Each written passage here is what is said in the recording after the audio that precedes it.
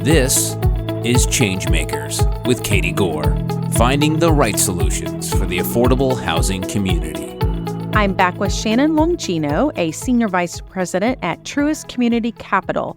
We've been discussing how she carries her grandmother's legacy, working to provide underserved communities with not just an affordable housing option, but the critical resources and opportunities they need to thrive. Now, Shannon, I noticed you were recently honored at the She Leads Women's Empowerment Summit, hosted actually by the Atlanta Hawks, which seems like a huge legacy moment that speaks to your exceptional leadership and passion. Can you tell us what it was like to receive this honor?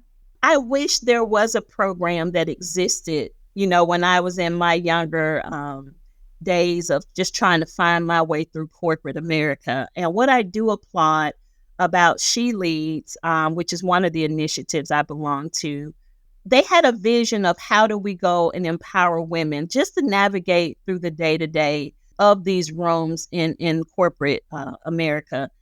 Asking to be a part of that was one of the proudest moments because, number one, we get to help leaders who are coming behind us, just as those who went before us paved the way and left nuggets and gems and poured into us. I would not be who I am if it was not for a woman, Eva Davis, and some other leaders who have been women that God placed in my life. And so I have a responsibility to give that back because I am not self-made. None of us are. And so when She Leads asked me to be a part of the program as a mentor, this is my second year returning to the program. But what I do like to do is I encourage women and just people in general, because when we meet people, number one, offer them a smile and offer them human behavior. We don't know what people are going through in their personal life when we come across them, let alone their professional life. And so one of the things when I'm in the room, people say I demand the room, not intentionally. I think I'm just made that way. But I have to I can't miss an opportunity to bless someone. And so when they asked me to speak, they had me do the end of the day, which I was a bit puzzled at first because I'm like, I got to wait to the end of the day. And I asked them, why did they put me towards the end of the day? But, they said, if anybody's going to take us out on a boom, it would be you, Shannon. And so the biggest thing that I wanted the room to hear and what I want people to know, regardless of their circumstances, we're a big deal. Every day we wake up, we are a big deal. And so those ladies are a big deal. For you to take interest, invest in yourself, push through your challenges and push through your circumstances. I don't know what each person's overcome, but I know sometimes we push through a lot to get where we are, and people don't understand our stories. We all have a story. And so whatever those stories are, my take and the takeaway I would like to leave them with is your story matters. It is a big deal because it takes a lot to get to where you are and even show up and be present in those moments. And so I do applaud, the Hawks for doing that because they put a platform there for women, which we don't have a lot of. But it's more of a program with meat and potatoes. It's about substance and real takeaways, not talk ats. We do go to a lot of events where we get talked at and we get over flooded with data and all of that. But these are real relatable experiences that they put in front of these young ladies where they can leave with bullet points of how to change the dynamics in their lives if that's what they want. You can pick and choose what works, but it offers attainable advice. It offers real leaders who are willing to be vulnerable and show their expertise to these ladies and share those expertise.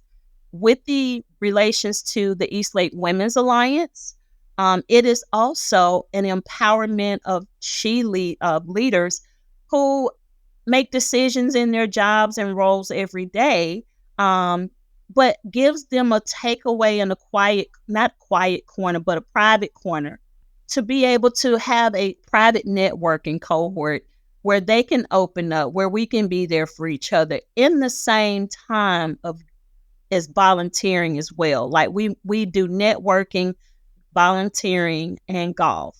And all of it is centered around the mission of East Lake. And I'm one of the co-founders, Lillian Giornelli and I, and the East Lake Foundation. We kicked it off, I think it was 2017 or 18. And so it has transformed into something so magnificent to where we have a select group, but it is a powerful group. These people know what the mission of East Lake is. We interact with the family. We support the school. We support all of the wraparound services with the community partners. All of the efforts and all of the annual dues, all of it goes back to the community. I appreciate you lending your voice to so many women's issues and applaud you for that because, like you mentioned, we are still learning how to tell our story. We are still learning, quite frankly, how to push through. Those are challenging moments that each of us are being confronted with. And it's like, we've been in this industry for 30 years and we're still learning some basics though, aren't we? Mm-hmm. And what I will say is, at the end of the day, you can lay out something, but there's no formula. People try to figure out a formula to how do you get to this or how did you make this happen? And, it's no different than having a cake recipe. We can all follow the steps of what that recipe tells us to do. But if you have two people baking the same cake with the same ingredients, you can get two different tastes from the cake. One person may have put love, passion, that may have took listening to music, singing, just enjoying it. And one person could have been so solely focused on the actual process. I have to do A, I have to do B, I have to do C, until where you miss an opportunity for the connection of the love to be able to pour into that cake, which means you got a different product. And this is just life. It's no different than a navigational system. When we're in traffic every day, we put in an address and the GPS tells us to go this way. But we quickly learn that, there's an accident and it will reroute us. And we don't put up a fight. We don't argue and we don't debate with the GPS to say, no, that's not true, or no, that's not right. We don't talk the GPS out of telling us what route to go, nor should we talk ourselves out of the intuition that we have within us to go the routes that we know we need to go. I find it's very important that women just need to run their race and maintain their lane and understand their journey very well, not looking to the left or the right to compare it to somebody else. Because the more you do that and look away from your own journey, you're going to get lost because, number one, you're missing of what's in front of you. And I just think all of us are so special in our uniqueness that if we were to embrace that, a lot of us have what we need to be able to even elevate the confidence to approach another person to say, hey, I know my journey, but I would love to hear about yours, and be confident in taking some gems from your journey. But we really need to kind of operate within our own confidence and not look to others to validate our journey and validate our existence, because we wake up with a superpower every day if only we would find it, stick to it, and run with it. And those superpowers are often defined because those paths have been made through a progression, a step-by-step learning process. And that's what I find so unique when I hear stories like yours. People can sit there and go, oh, she's, senior vice president at Truist. Look how great. But they really need to hear that step-by-step progression of what has happened to you and how you've been able to really soar despite what's happened. My grandmother, one of the things she instilled in me is that you're not supposed to look like what you've been through. And so part of what society accepts is the presentation of it all. So, of course, when I show up, if I were to show up looking like what I've been through, I would not have any of the conversations that I have. If any of us showed up like what we've been through, then we would not be able, move forward with just an introduction to say good morning or hello, because people would look at us all and say, hey, what is going on with that person? And so it is about just really focusing in on what you have as an expectation every day. And then if you can fight through that, number one, to present yourself to where it's not an issue for you or them, you can move on pretty quickly with just the conversation and the salutation of good morning and hello. And so I remove barriers. We should remove barriers for ourselves each and every day, even if it means when we leave the house, we are our walking business card. We're our representative. And whatever you want people to receive, that's what you present. And so when I do go into rooms, I don't need to present that this is a broken down child who came from so-and-so. No, what I need to present is this is a child who came from circumstances that she could not control, but she overcame those things. That did not define her. It was a moment in her life. It wasn't a life sentence. And I show up every day for me. Therefore, you can receive me showing up. So therefore, how can I show up not only for me, but how can I help you show up for you? There are so many people that need to hear the continued message of how to overcome and that it's possible. Yes. I mean, it's that message is applicable to so many different people of backgrounds and race and dynamics and education. And I'd like to think there is a piece of us in each of our own spirits that want to overcome too. So what you're speaking into is very, very powerful here. It seems like, and I just went to a church service on Sunday where the message was, it can still happen.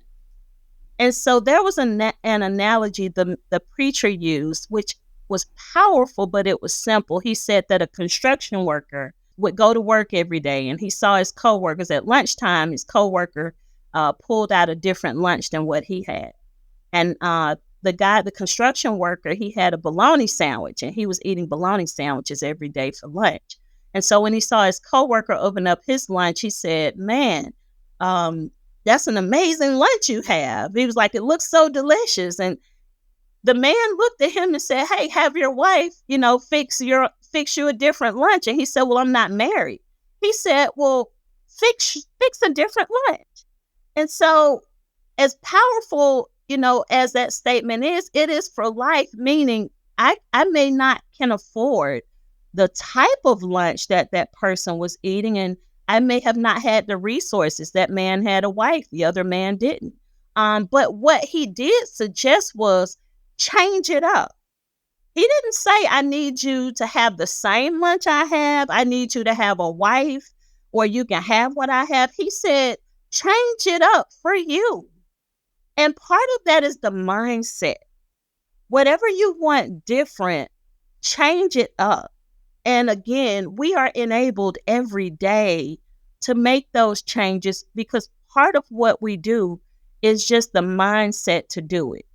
I can recall going to counseling, because, a lot of people don't like to talk about therapy. But after, doing all the work and being raised in East Lake, I've had to really face some things, because, as much as we see things pleasant as it is today, there was trauma growing up. And so in going to counseling, what I did learn was when you're going through hell, you don't care who knows and what people think. You are just trying to survive. And so I learned quickly on, my grandmother trained me, number one, I don't care what people think. I'm not looking for validation. At the end of the day, for me to get through what I've gotten through, I'm proud of me every single day I get up. And that's how all of us need to speak into ourselves. Be proud of what you've accomplished. If you're not where you want to be, you still have room to grow. You still have room to go. But the other part about it is getting up with the determination to do something different than you did yesterday. And even if it's small, it's still a victory because we all got to start from somewhere. But we have some amazing individuals on this earth. But part of understanding what the individuals and who they are is just having the confidence in yourself, to be confident in you, and then you go to them. They receive the confidence because people pick up on what you're giving. And I find that a lot of people are drawn to me and know who I am before I know who they are. But I meet no strangers. I love meeting people. I love loving on people. And I just have an energy that the average person can't shake, and nor do I allow them to shake. It's my energy. You are really encouraging me. I was just on a meeting last week when I was sharing my own story, and I'm working through some issues just as you have described as well, just embracing it without shame, leaning into our own story, realizing who we are and why we're like that. And the person on my meeting said to me, "Oh, I would never have guessed. I assumed you were from a two-parent, stable household, two income, great house, great education, blah, blah, blah, blah, blah, blah, blah." And I said, "Oh my gosh, have I got something to tell you? Because every one of those facts are wrong about me." And I said, "You're looking at a version that has lived through exactly what you were saying, lived through the trauma, lived through the hell, lived through the housing instability. But yet, you and I now are in a position that we can share and tell people it can still happen and to move forward." And so we are in a unique position now because of where we are. And I actually want to give you a shout out here because as I've seen your progression, I mean, just to name a couple of things that you've been named one of the top women leaders in Georgia for Women We Admire. You've also been recognized by the Atlanta City Council, and you've received the Corporate Champion Award from the Georgia World Congress Center. And that's just to name a few. I mean, there's so many more I could pick from. But this is a chance that the microphone is in front of you. And you talk about real power of delivering your message. You've really encouraged me here, and I know you will our listeners as well. So just to close out, it's been such a privilege to have you here. Give us and our listeners, just give us a marching order. If somebody is listening and struggling on not knowing how to embrace their message, where do you tell them to start? I'm going to use a reference from a conversation I had. I was the moderator and MC last week's Women Leadership Day for PGA Tour, for the Tour Championship at East Lake. And one of the audience members, one young lady, beautiful young lady, asked a question about risk taking. And so we all had to give our testimony on risk that we'd taken. I shared my risk. My risk for me was not repeating the cycle of being a lifetime welfare recipient, not being on the system. And, people are fearful. My grandmother was fearful when I told her I did not want to do the same of what I'd been seeing. I want to try something different. But one thing she did not realize is she had instilled confidence, love, and given me power to understand that I do deserve and belong in the rooms that I go to. And so my takeaway that I gave to the audience and that I gave to my grandmother, which she was my ride or die to her last breath, was trusting yourself to walk in the processes that have built you. Take a risk and gamble on you. You know that you will show up for you every day. Count on yourself more. Empower yourself, encourage yourself, and take risk on yourself. Do not leave that in the hands of other people. Take risks on yourself. That is what I want them to take away. I risk and gamble and bet on me every single day.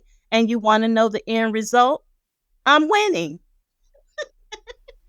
You are winning, and you're leading and you're empowering. This is so fabulous for so many voices to hear right now. Thank you. Thank you. I appreciate you, Katie, reaching out and saying you want to do this. When it said affordable housing, I was like, oh, she's a lady after my own heart. And I knew we were going to hit it off, but I just appreciate what you do and then offering the platform for this to even take place, because 30, 40 years ago, this was unheard of. And I just want to applaud you in the work that you do each and every day in our industry with women in your leadership. And I want to tell you that we all look at you too as a game changer in this universe. So, I love what you do. I appreciate you. And I just want to let all of the women or all of the people out there who listen is just be reminded every single day to take risk and gamble on yourself. You are a guaranteed winner when you do so. Thank you for that. I appreciate that. I've been talking with Shannon Longino, the Senior Vice President at Truist Community Capital. Thanks for listening to ChangeMakers with Katie Gore. To find out more about Katie, go to quadel.com. That's QUADEL.com. This has been a production of Forbes Books Radio.